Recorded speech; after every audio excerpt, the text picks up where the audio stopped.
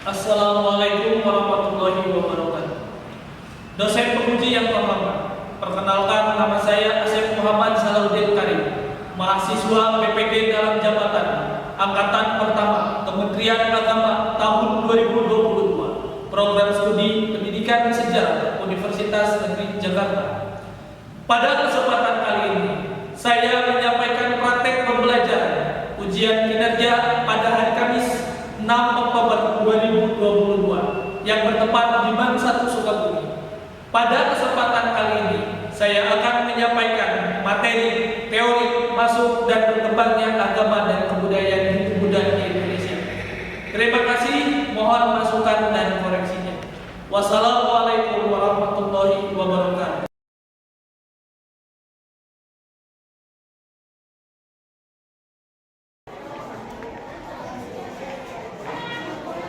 Assalamualaikum. Waalaikumsalam warahmatullahi wabarakatuh. Bagaimana kabarnya kalian hari ini? Alhamdulillah, luar biasa.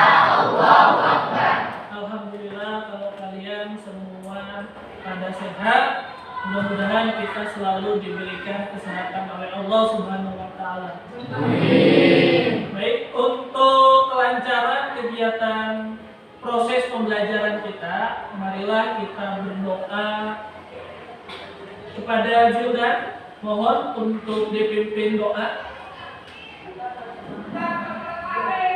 Selesai doa, dimulai. Selesai. Ya, mudah-mudahan doa yang kita panjatkan bersama dikabul oleh Allah Subhanahu wa taala. Kita dalam proses pembelajaran dari awal sampai akhir diberikan kemudahan, kelancaran, dan ilmu yang kita peroleh hari ini menjadi ilmu yang bermanfaat bagi kita semua. Amin ya Allah ya Rabbal Alamin. Oke, hari ini Bapak akan absen. Siapa yang tidak hadirnya? Hari ini siapa yang tidak hadir? Siapa? Zahwa sakit. Siapa? Didin sakit. Nah, kita doakan Zahwa dengan Didin diberikan kesehatan. Dan ada yang masih ingat dengan materi pembelajaran yang minggu kemarin telah kita pelajari bersama? Saya Pak.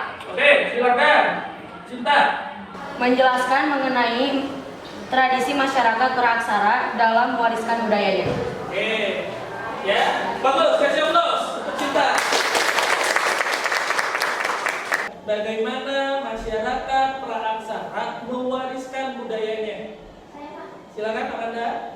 Melalui folklore, yaitu adat istiadat dan cerita rakyat yang diwariskan secara turun-temurun tapi dibukukan seperti mitologi, legenda, dongeng, upacara adat, lagu daerah dan lain-lain. Oke, terima kasih. Kasih aplaus untuk semua.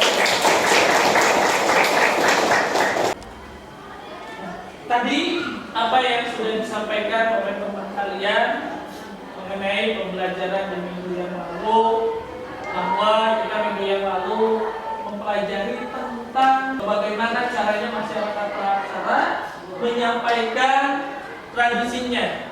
Tadi bisa melalui folklore, ya, melalui apa? Adat istiadat.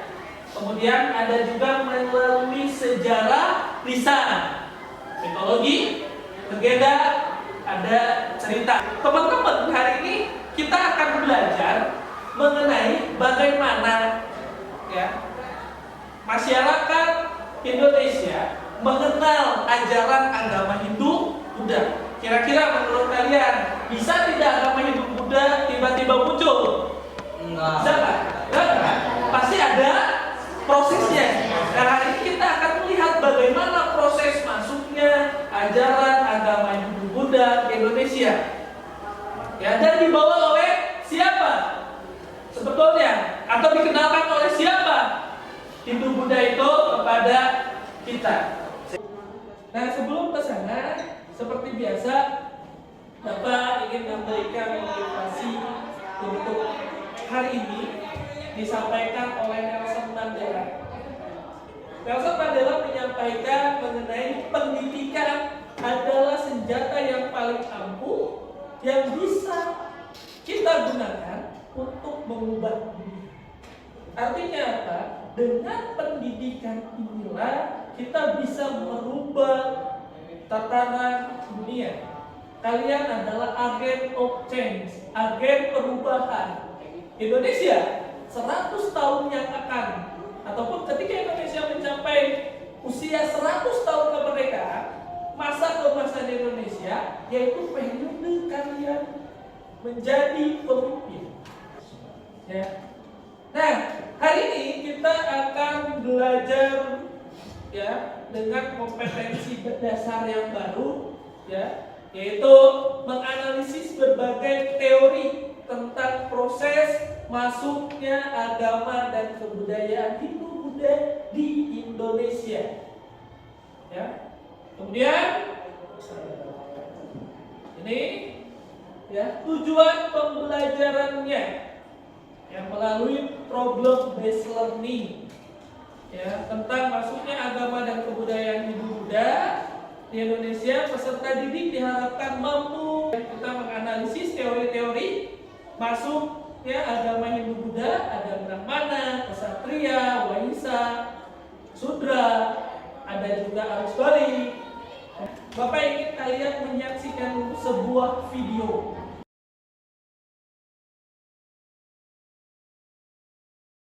Mudah-mudahan terinspirasi. Nanti Bapak minta tanggapannya ya.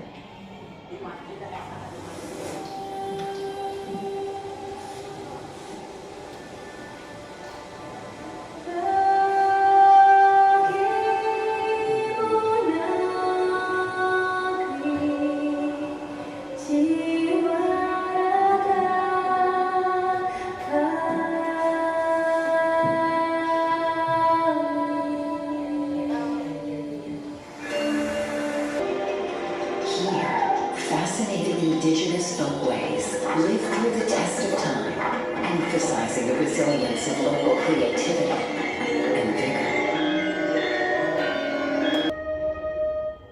Oke, dari dua video ini, ya kita akan lihat dulu video yang pertama. Ya, silakan. Ada yang mau menanggapi tentang video yang pertama? Oke, silakan.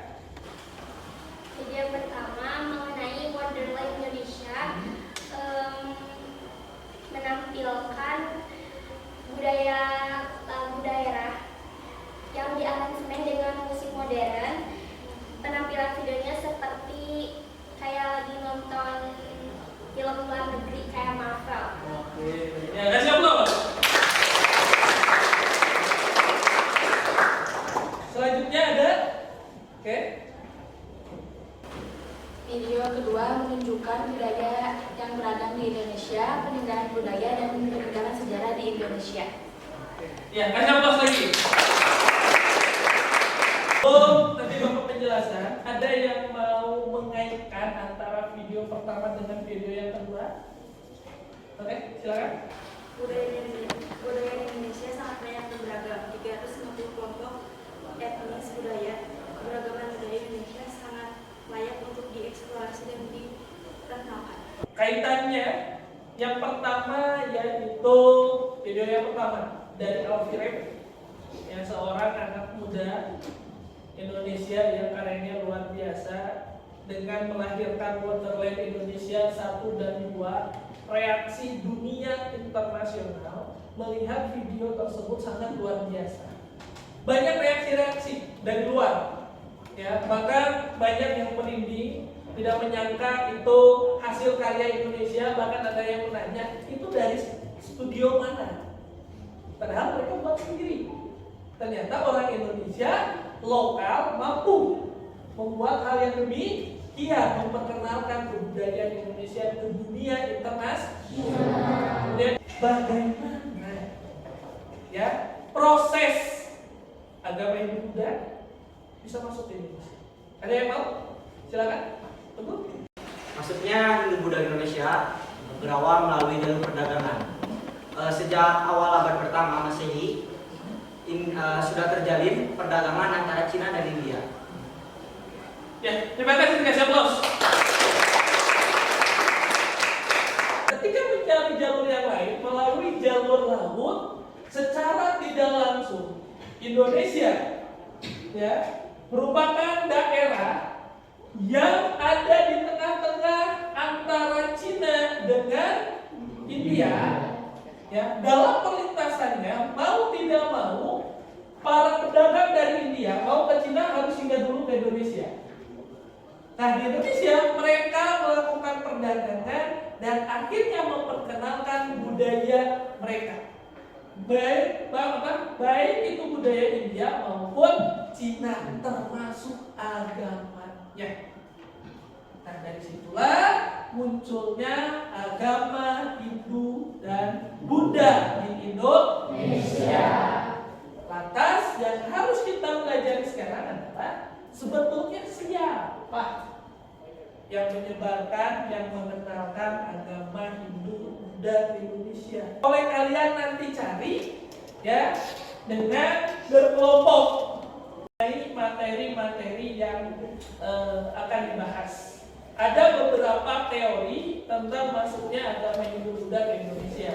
Ada teori Brahmana, ada teori Ksatria, ada teori Wangsa, ada teori arus balik, dan nanti juga kalian bahas mengenai perkembangan ataupun dampak dari kebudayaan Hindu Buddha di Indonesia dari berbagai bidang. Ya, dalam berbagai bidang. Oke. 1 menit untuk bergeser. Dimulai dari sekarang. Ayo, guys.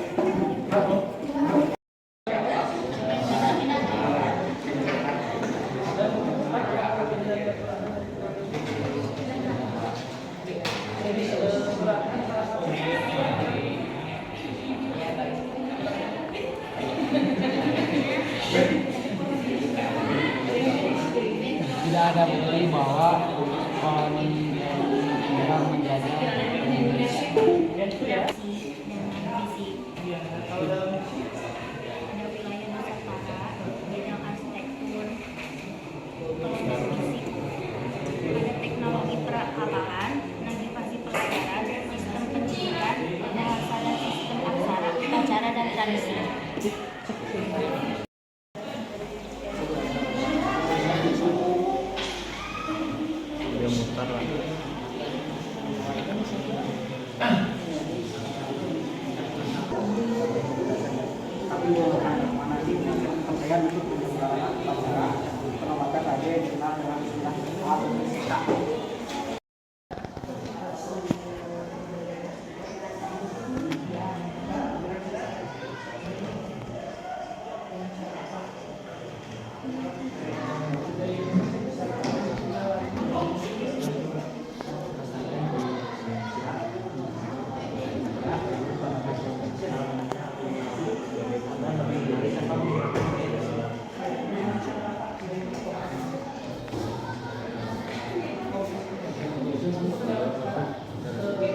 Barusan kalian sudah berdiskusi kembali dari kelompok asli ke kelompok asal. Kemudian tadi barusan dari kelompok asal juga kalian mempresentasi hasil diskusi dari kelompok asli ya. Nah, sekarang kalian nanti ke depan berkelompok ya, perwakilannya saja. Ya, 1 orang mempresentasikan, 1 orang lagi menjadi operator ya untuk menjelaskan materi hasil tadi diskusi dari kelompok ahli. Pertama yaitu menyampaikan hipotesis, kedua kelebihan serta kekurangan, kemudian yang ketiga yaitu tadi bagaimana cara kita melestarikan budaya agar lebih dikenal oleh dunia internasional.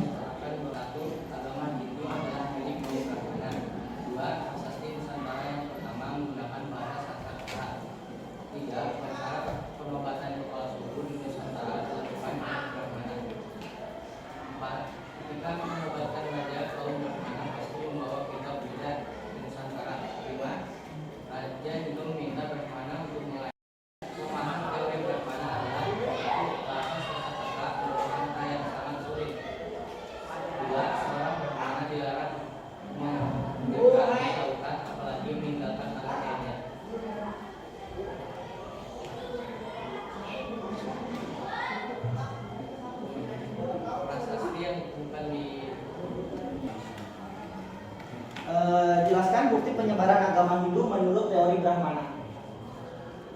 Menurut teori Brahmana, saat Nusantara Indonesia masih versi kerajaan Hindu Buddha, para raja memanggil Brahmana untuk mengajarkan sekaligus menyebarkan ajaran agama Hindu Buddha di Indonesia. Kami dari kelompok 2 akan menjelaskan tentang teori kesatria. Teori kesatria dimulai dari abad kedua Masehi. Kerajaan-kerajaan di India mengalami kelumpuhan, perubahan kekuasaan, penguasa dari golongan kesatria di kerajaan-kerajaan yang kalah perang pada masa itu dianggap melarikan diri ke Nusantara. Kelebihan teori kesatria. Yang pertama, semangat berpetualang dan menaklukkan daerah lain. Yang kedua, kesatria dijanjikan akan diberi hadiah apabila menang. Yang ketiga, Moer Kerji. Kesatria ini membangun koloni-koloni yang akhirnya berkembang menjadi kerajaan dan menjalin hubungan dengan kerajaan India. Yang terakhir, Moens. Pada abad kelima, banyak para kesatria yang melarikan diri karena peperangan di India. Kelemahan teori kesatria. Yang pertama, tidak adanya bukti tertulis bahwa telah terjadi kolonial oleh para kesatria Hindu yang berasal dari India. Yang kedua, kesatria tidak menguasai bahasa Sanskerta dan huruf Pallawa. Yang ketiga, tidak ditemukan para sasti bahwa Nusantara pernah menjadi daerah taklukan India. Baik, ada yang bertanya? Silakan. Perkenalkan, nama saya Jun Aulia Putri dari kelompok 3 izin bertanya. Tolong jelaskan bukti bahwa Indonesia pernah di bawah koloni kekuasaan India. Baik, saya jawab. Memang sampai saat ini tidak ada bukti Indonesia pernah dijajah oleh India. Kami dari kelompok 3 akan mempresentasikan tentang teori Waisya menurut Enciklo. Hubungan dagang antara Nusantara dan India diawali sejak tahun 1 Masehi. Hubungan perdagangan ini diikuti dengan hubungan kebudayaan seperti agama, sistem pemerintahan sosial, dan budaya. Tokoh ini merupakan Enciklo yang menceritakan tentang teori Waisya.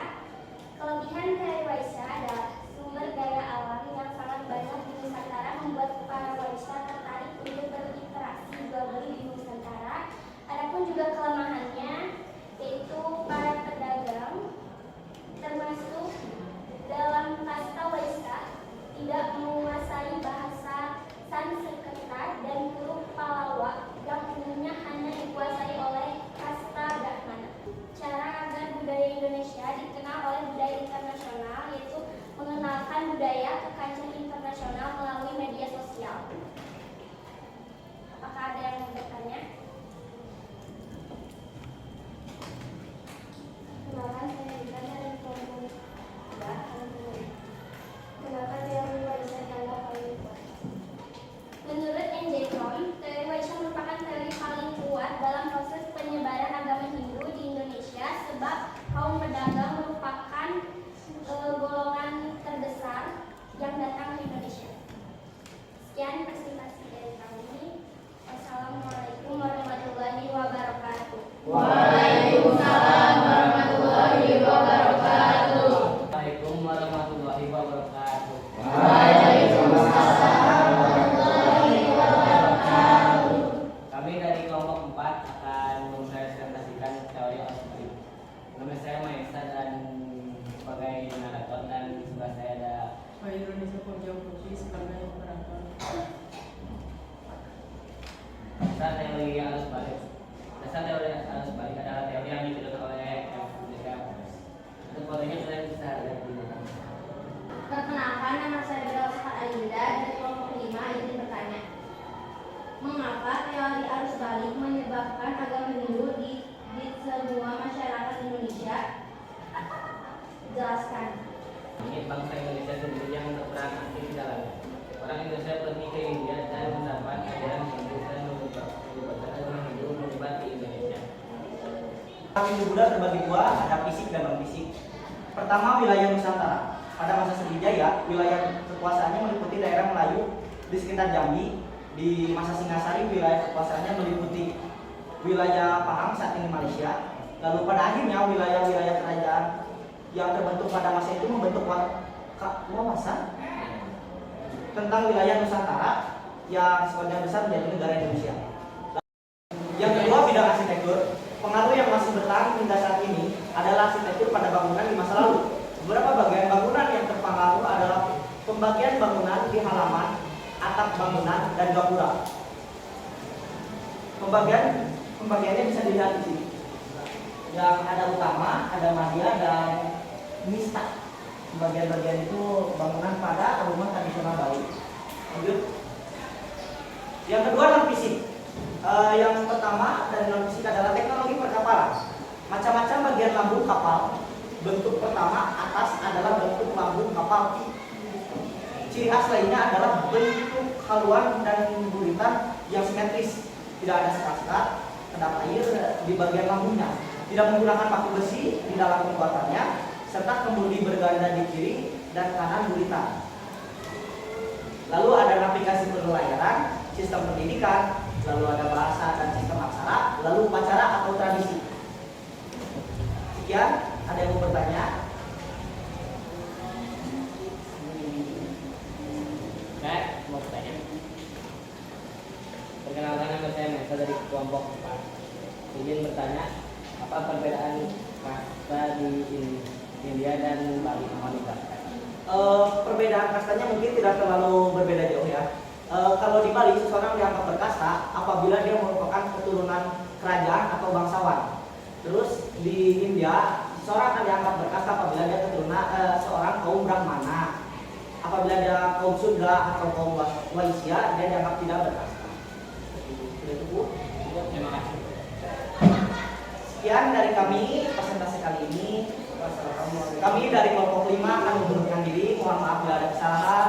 Wabillahi taufiq wal hidayah. Wassalamualaikum warahmatullahi wabarakatuh. Oke, dan Bapak hanya sedikit menguatkan dari materi yang sudah disampaikan oleh teman-teman kalian. Yang pertama dari teori Brahmana. Teori Brahmana di sini menurut Butler menyampaikan bahwa raja-raja terutama di Nusantara itu sengaja mendatangkan kaum Brahmana untuk menghindukan masyarakat Indonesia. Mengapa demikian? Ya, karena mereka ingin sama statusnya dengan raja-raja di India. Kemudian yang kedua, alasannya karena kaum Brahmana adalah kasta tertinggi di agama Hindu. Yang ketiga, kaum Brahmana juga adalah kaum yang mengetahui seluk-beluk agama Hindu. Kenapa demikian? Karena mereka tahu tentang isi kitab Weda, di mana kitab Weda itu bertulisan Palawa, bahasanya bahasa Sanskerta. Walaupun memang ya tadi disampaikan oleh teman kalian ya bahwa ada kecenderungan ataupun satu mitos bahwa seorang kaum Brahmana itu tidak boleh menyeberangi lautan. Ketika kaum Brahmana menyeberangi lautan, status dia sebagai kaum Brahmana di India akan hilang. Ya, itu yang menjadi kelemahan dari teori Brahmana. Selanjutnya kita lihat dari ya, kemudian tadi kita lihat dampak ataupun bagaimana dampak agama Hindu bagi Indonesia. Yang pertama kita lihat dalam bidang politik. Yang awalnya Indonesia tidak mengenal sistem kerajaan. Awalnya itu apa? Suku, kesukuan saja. Alias apa? Kepala suku yang menjadi pimpinan negaranya. Tapi dengan adanya agama Hindu berubah menjadi kerajaan. Ya. Kemudian setelah itu ada prinsip dewa raja. Apa itu? Raja itu titisan dari dewa. Artinya apa? Perintah raja wajib ditaati. Kenapa? Karena mereka dianggap dewa di dunia. Tuh, konsep dewa raja. Kemudian kita lihat dalam bidang sastra itu pun berkembang. Ya, banyak kitab yang lahir. Merdeka Paramaton, negara keragaman, dan yang lainnya, termasuk tuh dalam lambang Garuda ada Bhinneka Tunggal Ika. Itu salah satunya hasilnya. Nama hidup dengan kebudayaan lokal apa namanya? Yaitu Candi Borobudur. Ya, Candi Borobudur itu hasil budaya percampuran budaya antara lokal dengan Indo-Buddha. Ya, dilihatnya apa? Itu jadi tempat ibadah, tapi kenapa kok bentuknya seperti teraseri? Nah, itu dilihat ataupun percampuran dengan Praaksara, yaitu Bude berpurna. Dan banyak lagi dampak ya agama Hindu-Buddha terhadap Indonesia. Oke, selanjutnya Bapak ingin salah satu orang di sini menyimpulkan pembelajaran kali ini kita seperti apa?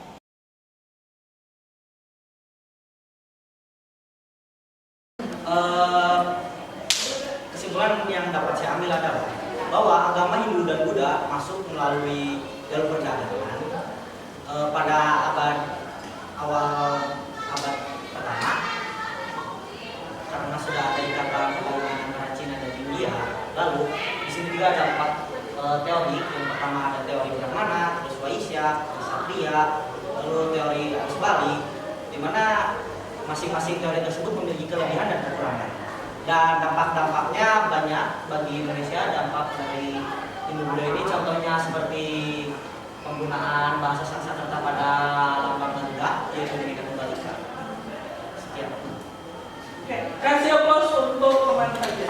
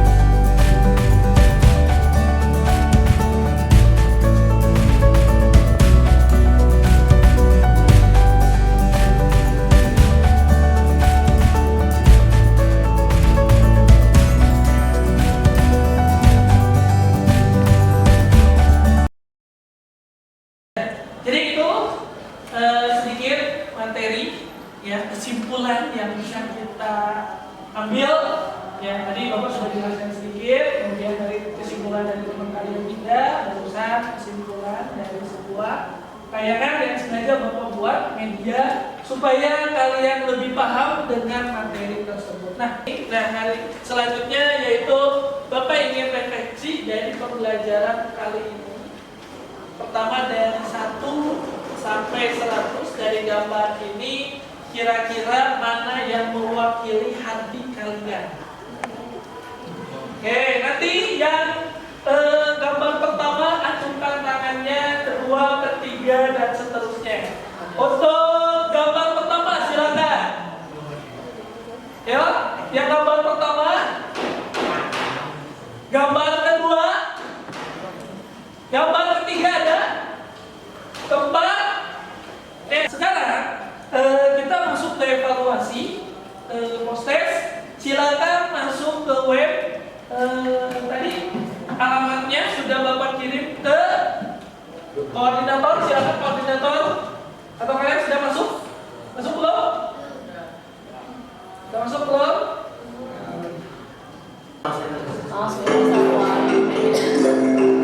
Siapa nih?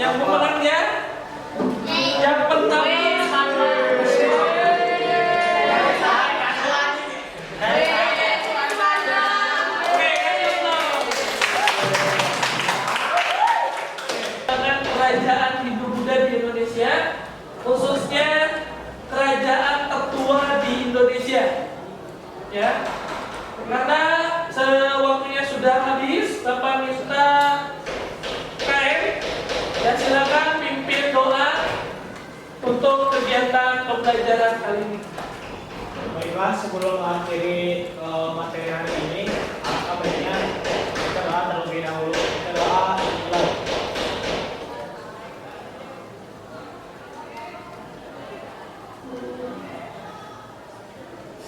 Selesai. Ya, alhamdulillah, mudah-mudahan doa yang kita panjatkan bersama ya membuat kita bisa belajar lebih baik lagi, ilmu yang kita pelajari di pertemuan itu bisa menjadi ilmu yang bermanfaat. Bapak ucapkan terima kasih. Mohon maaf apabila ada kesalahan. Wabillahi taufiq wal hidayah. Wassalamualaikum warahmatullahi wabarakatuh. Waalaikumsalam.